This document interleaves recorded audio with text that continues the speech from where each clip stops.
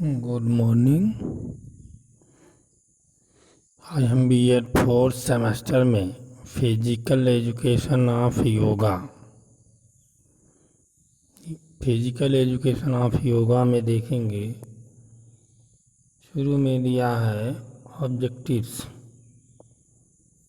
इसमें दिया है understand the importance of physical education in human life, यानी शारीरिक शिक्षा का मानव जीवन में महत्व एवं समझ, इस विषय पर चर्चा करेंगे आज। डॉक्टर एन परमेश्वर राम के शब्दों में शारीरिक शिक्षा सामान्य शिक्षा का अंतरंग भाग है। समय व युग परिवर्तन के साथ साथ शिक्षा का अर्थ, लक्ष्य व आयाम बदले तथा सभी शिक्षा शास्त्रियों द्वारा शिक्षा के अंतिम व परम लक्ष्य का निर्धारण सर्वांगीण व्यक्तित्व विकास के रूप में स्वीकार किया गया। सर्वांगीण व्यक्तित्व विकास अर्थात व्यक्ति के शारीरिक, मानसिक, सामाजिक एवं चारित्रिक पहलुओं का अधिकतम एवं श्रेष्ठतम विकास, वही संपूर्ण व श्रेष्ठ मानव की संकल्पना। आज इस सत्य को स्वीकार कर लिया गया है कि व्यक्ति एक मनः शारीरिक प्राणी है, जो समग्र व्यक्ति का धनी तभी बन सकता है जबकि उसका शरीर और मन दोनों पुष्ट हों। इस दृष्टि से शारीरिक शिक्षा का सीधा संबंध शिक्षा और उसके लक्ष्यों से स्पष्ट रूप से जुड़ जाता है। अगर हम इस बात को यूँ कहें कि शिक्षा और शारीरिक शिक्षा के लक्ष्यों में समानता है, तो इस प्रकार शारीरिक शिक्षा और सामान्य शिक्षा के अटूट संबंध को हमें स्वीकारना ही होगा। इस प्रकार शारीरिक शिक्षा के शैक्षिक आधार को गहनता से समझना व क्रियात्मक रूप से प्रदान करना ही होगा, क्योंकि अंतिम परम उद्देश्य है व्यक्ति के व्यक्तित्व का संपूर्ण विकास करना। संपूर्ण विश्व में भारतीय संस्कृति का स्थान सबसे ही ऊंचा है और ऊंचा रहा है।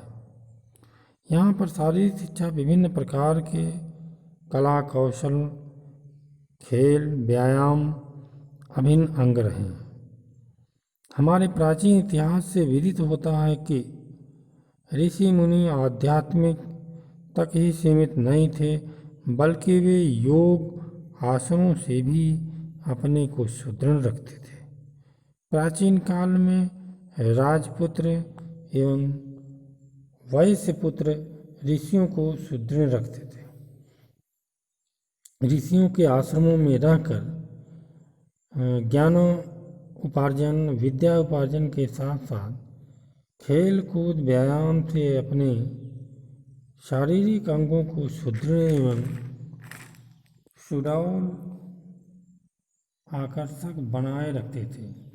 हमारी प्राचीन संस्कृति का ध्येय था कि सभी को शारीरिक कला कौशलों में निपुण बनाया जाता है। इससे प्रतीत होता है कि प्राचीन काल में शारीरिक शिक्षा पर अधिक बल दिया जाता था। अतः शिक्षा का उद्देश्य ज्ञानार्जन तक ही सीमित नहीं था, बल्कि व्यक्ति के सर्वांगीण विकास के उद्देश्य को लेकर चलने लगा। अतः शिक्षा को बालक चतुर्मुखी विकास का साधन माना गया। अतः शिक्षा को व्यक्ति के अंतर्निहित या जन्मजात वृत्तियों के परिष्कार की प्रक्रिया के रूप में स्वीकार किया गया। अतः किसी भी देश की उन्नति व समृद्धि उस देश के स्वस्थ व शिक्षित नागरिकों पर निर्भर करती है। स्वस्थ व स्फूर्तिदायक नवयुवकों से कल के सुखद भविष्य के कर्णधार होंगे। इसलिए उसके मानसिक एवं संवेगात्मक विकास पर अधिक ध्यान दिया जाता है। अतः किसी भी दृष्टि से शारीरिक पक्ष की उपेक्षा नहीं की जा सकती। इस दृष्टि से शारीरिक शिक्षा एक ऐसा सशक्त माध्यम है जिसकी महत्वपूर्ण उपादेयता को नकारा नहीं जा सकता। यही कारण है कि आज शारीरिक शिक्षा को पाठ्यक्रम में एक महत्वपूर्ण विषय के रूप में समाहित कर लिया गया है। आज शहरों में रहने वाले युवकों को ग्रामीण युवकों की तरह दैनिक जीवन में अभिभावकों के काम में हाथ बटाने की आवश्यकता नहीं पड़ती, क्योंकि इस वैज्ञानिक युग में नए नए आविष्कारों से नवीनतम सुविधाएं प्राप्त हो जाती हैं। आज के युग में पैदल चलना पड़ता है, आज के युग में पैदल नहीं चलना पड़ता है। खेल कूद एवं विभिन्न शारीरिक गतिविधियों का स्थान ले लिया है। विभिन्न मनोरंजन के माध्यमों ने जैसे radio, television, cinema, mobile phone आदि इस युग में शहरी तथा ग्रामीण अंचल के व्यक्तियों को आकर्षित कर रहा है।